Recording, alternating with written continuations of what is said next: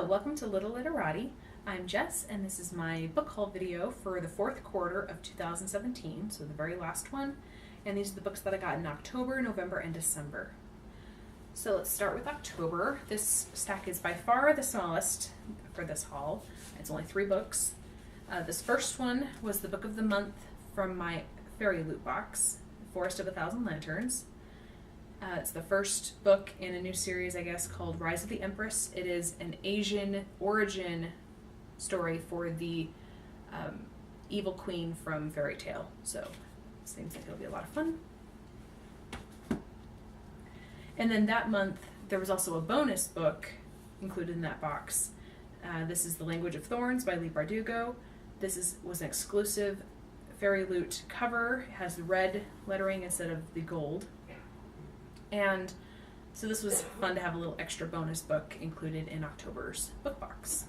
And I really loved it. The fairy tales are all dark and kind of creepy and right up my alley. And then on a similar note to that book, in fact, I have the 2 of them shelved next to each other on my shelf. This is Lips Touch by Laini Taylor. This is not a completely in-world fairy tales like that one is, that are fairy tales from the Grishaverse. These are just stories and kind of fairy tales, bits and pieces taken from our fairy tales and then woven together to make beautiful, new, fresh stories. And I loved this book so much when I read it, and I bought this copy off of Book Depository because I wanted the matching UK covers and fonts and everything by the same publisher. So I bought this off of Book Depository and love it. So for November, I got 11 books.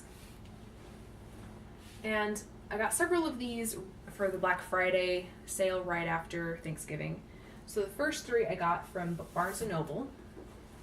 This first one is Enchantment by Orson Scott Card. I don't think I've ever actually read this one.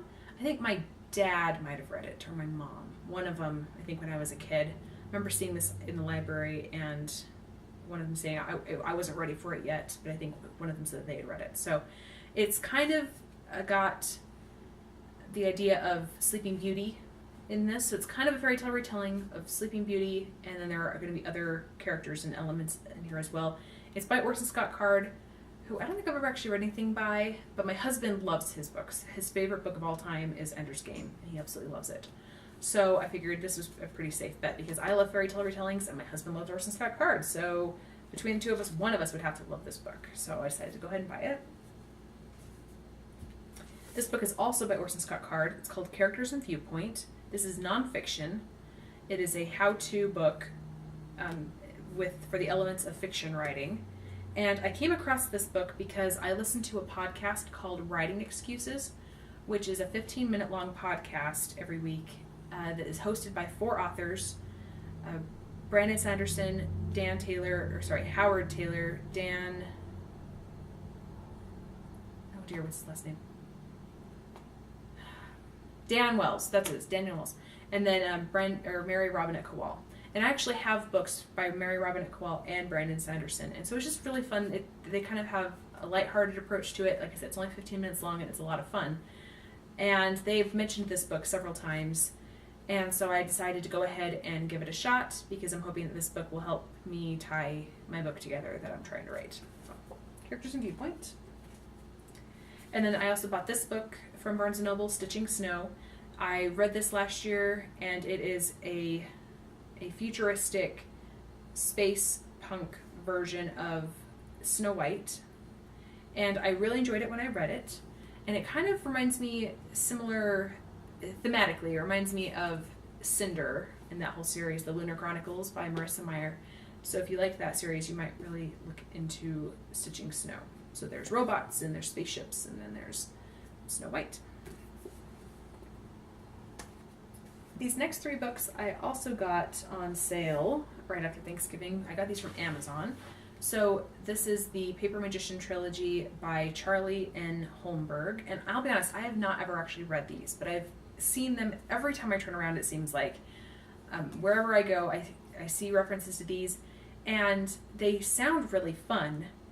And, I mean, they take place in a world that I really love. I love 19th century British lit, and so I like stories that take place in Victorian England and Regency England, and I like magic. So these sound like they'll be exactly something that I would enjoy.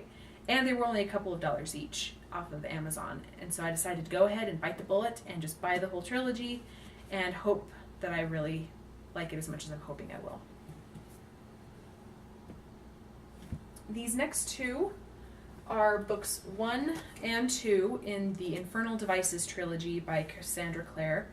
And I mentioned in a previous book haul video, I don't remember if it was quarter 2 or quarter 3, but I had bought the third book, Clockwork Princess, at a bookstore, and it had this spine illustration that if you put the books together, they make a greater overall picture.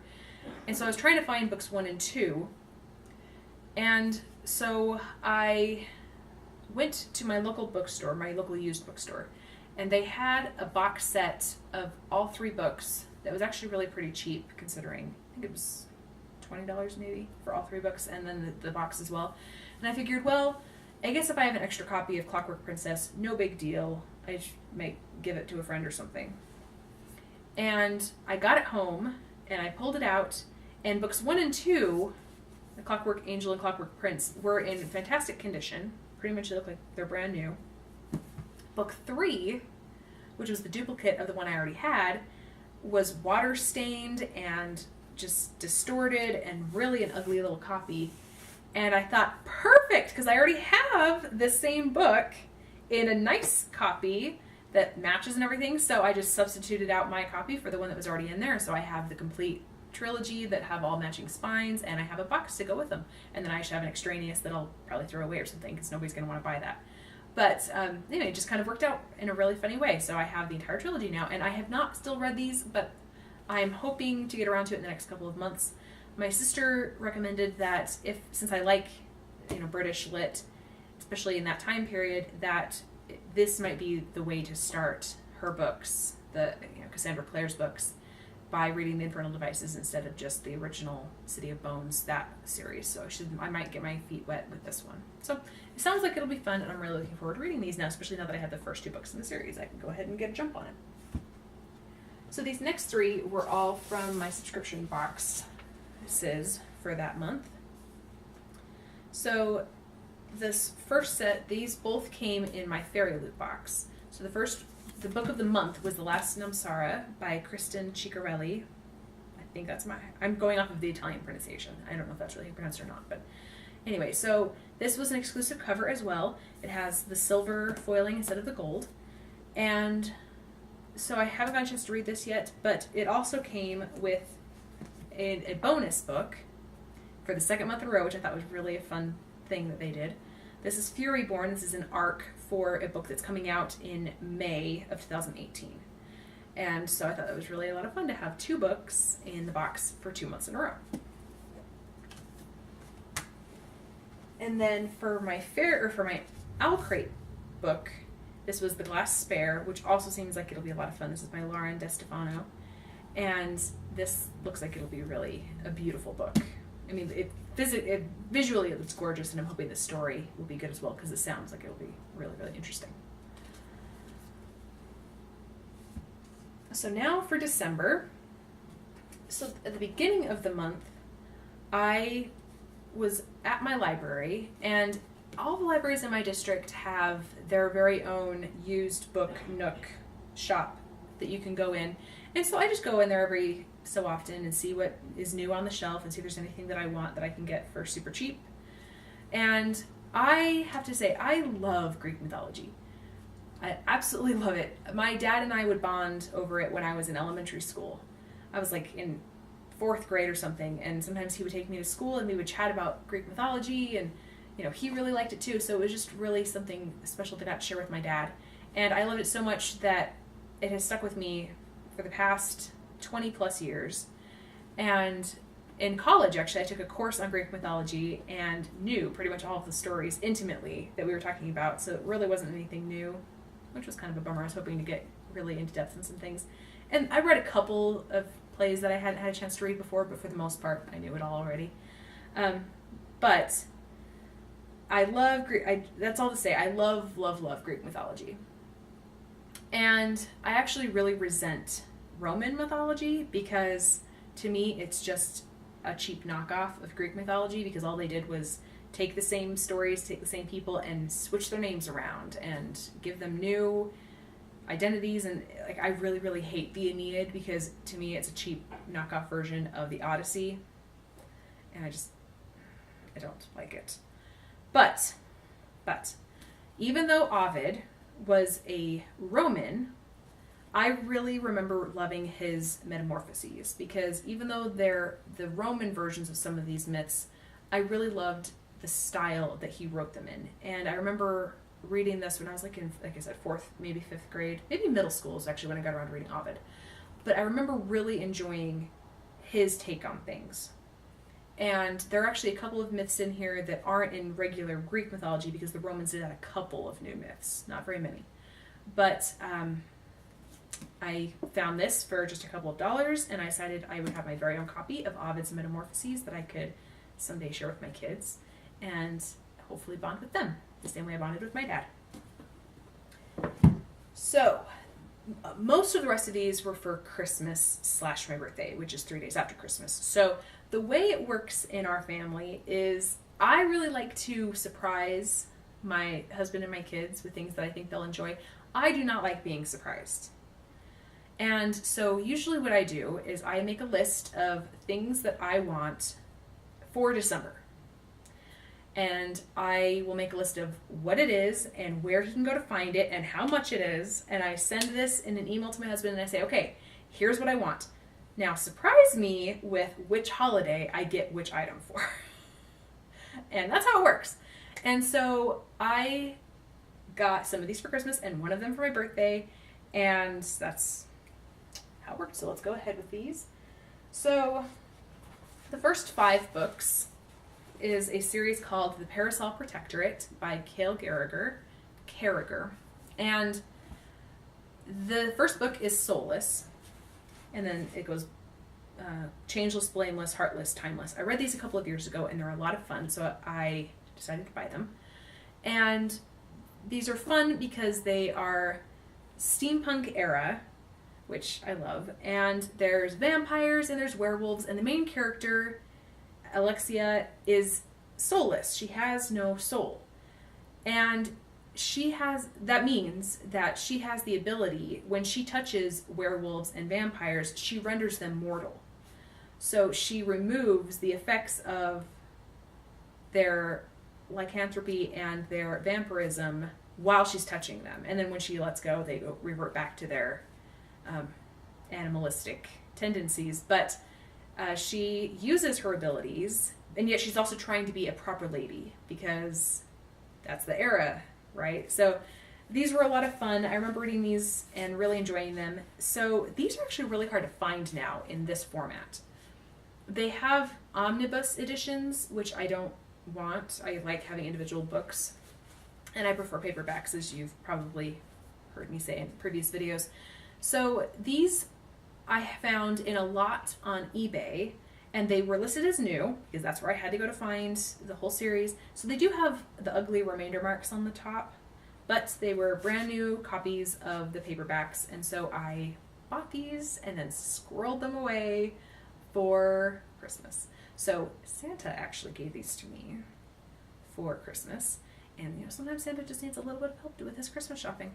So anyway, I got these for Christmas. And my husband gave me Den of Wolves for Christmas, which is another one that I wanted. This is book 3 of the Blackthorn and Grimm series by Juliet Marillier. And I was at Barnes & Noble with my husband, and we had a 25% off coupon. And so I said, I sent you in the email that I really wanted Den of Wolves.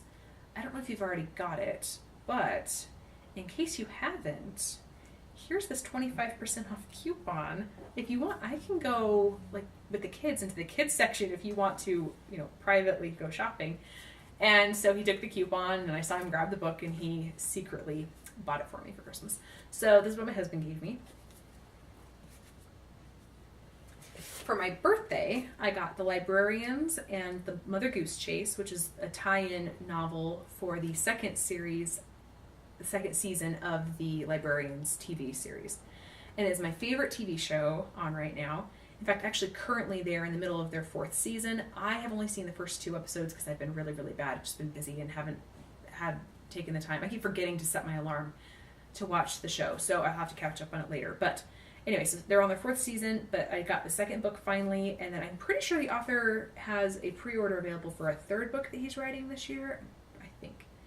But I really enjoyed The Lost Lamp, which was the first book, and then this one is about Mother Goose, and it sounds like kind of some fairy tales and things. So I'm hoping this will be a lot of fun. I only got 1 book for my birthday. It was actually kind of interesting. I went back and looked at my wish list. I'm like, yeah, I really only asked for 8 books. How very interesting.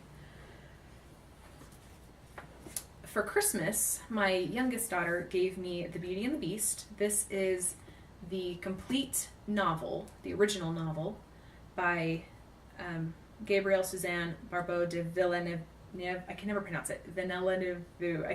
I'm sorry, I can't pronounce it. I'm not good with French at all. I can do Italian and Spanish. I cannot do French. But this one I really have had my eye on for more than a year now. It has beautiful gold gilt elements on the front, and then this one also has interactive elements inside. So this is not the shortened version that Jean, I don't remember what her name is. Anyway, there was another French lady who abridged this version and came up with her own kind of version. This is the original full-length novel version. So this one has, a map of the city that the merchant lives in before they lose their fortune and have to move.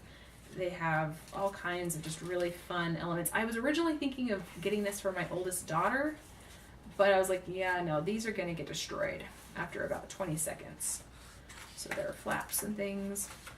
There are beautiful illustrations also through it that aren't interactive, they're just pretty.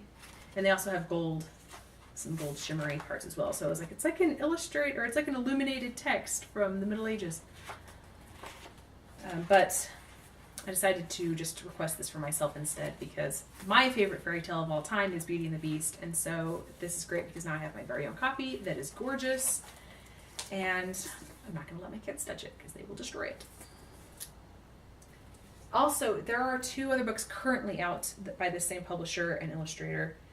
They are Peter Pan and The Jungle Book. And then this coming year, they're coming out with The Little Mermaid and Other Fairy Tales by Hans Christian Andersen and The Secret Garden. I feel like there's one more, but I don't remember what it is. So for my in-laws for Christmas, I got Women in the Bible for Dummies, which I have mixed feelings about. I didn't know that they had a For Dummies version of something like this, but lo and behold, here it is. So it has women from both the Old Testament and the New Testament, and I don't know, I probably won't ever actually read this, because I already know most of the women in the Bible, and so, I don't know. I might flip through it occasionally, but it's not going to be one that it's going to be like a hardcore reference text for me. So, anyway, but that's what they gave me for Christmas. See how I feel about surprises for Christmas. And then from my Fairy Loot box in December, this was Everless. And this is an exclusive cover as well. So this one has white and gold and silver elements and red cover with silver. The inside flyleaf pages are really, really pretty as well. The original cover has a lot more earth tones, so browns and golds and oranges, and not as much shimmery, shiny. And so I'm really looking forward to reading this because this is gorgeously laid out, I think. And the story sounds really fun too, because this is a story where time is money. And if you have time, then you're rich. And if you don't have your time, then you die. So I think that'll be really a fun read. So all told, I got, I want to say 25 books for this book haul video. And I think it's kind of on the lower end of the book hauls, but it's probably, pretty close. I think it's on the lower end, but still, several books for this quarter. And please let me know in the comments below if you've read any of these. Let me know what you got for Christmas or Hanukkah or any other gift-giving holiday that happened recently. And let me know what you're looking forward to for your reading goal for the year 2018. And we will see you in the next video.